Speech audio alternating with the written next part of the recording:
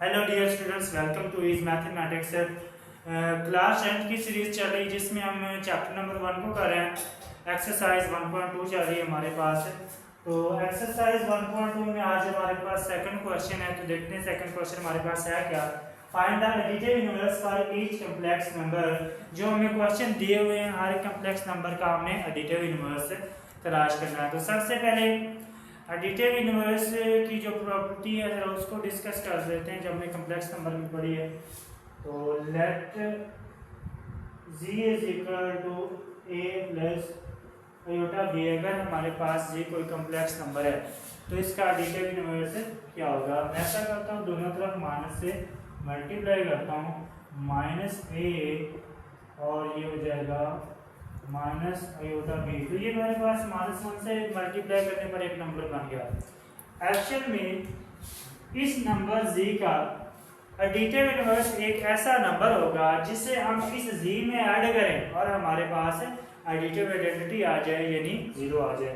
तो मैं इन दोनों नंबर को जमा करता हूँ और देखता हूँ क्या इन दोनों को जमा करने से हमारे पास एडिटिव आइडेंटिटी आती है या नहीं। तो लेफ्ट जो साइड है वो लेफ्ट में ऐड हो जाएगी z प्लस माइनस z, और राइट साइड राइट में ऐड अप हो जाएगी।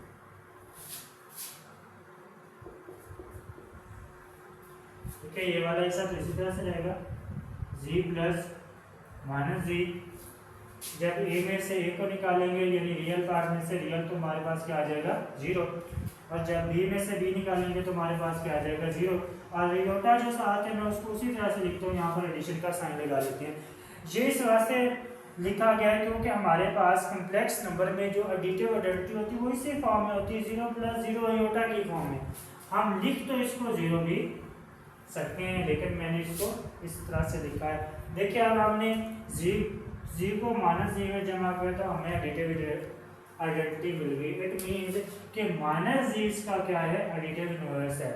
तो हमें करना क्या कॉम्प्लेक्स नंबर्स में कि जो हमारे पास रियल पार्ट हो या हमारे पास इमेजिनरी पार्ट हो तो हमने उसका क्या कर देना है, साइन को चेंज कर देना है। यहाँ पर a जमा का था तो माइनस हो गया, और अगर b आयोटा जमा का था तो माइनस हो गया। लेकिन अगर फॉर एग्जांपल यहाँ पर ऑलरेडी माइनस है तो वो प्लस हो जाएगा। सिर्फ और सिर्फ हमें करना ये कि माइनस से मल्टीप्लाई करना है। तो चलते हैं पार्ट 1 की जानिब। z is equal to 3 plus 2 iota हम लिखने लगे हैं इसका एडिटिव इनवर्स। तो मैं उसको माइनस ही लिखूंगा, 3 को भी माइनस कर देंगे और 2 आयोटा को भी माइनस कर देंगे। नेक्स्ट पार्ट की तरफ चलते हैं। जी हमें दिया गया तो इसका एडिटिव इनवर्स क्या होगा, माइनस जी।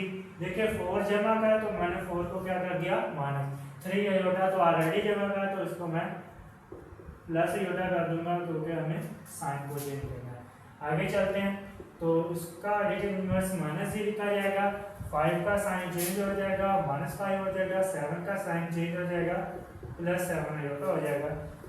फोर्थ पार्ट की जानिब चलते हैं तो इसका एडिटिव इनवर्स माइनस जी लिखा, ये माइनस 2/3 है तो एडिटिव इनवर्स में ये प्लस 2/3 होगा, जबकि जमा करा तो इसको मैं माइनस में लिखूंगा 5/4 आयोटा।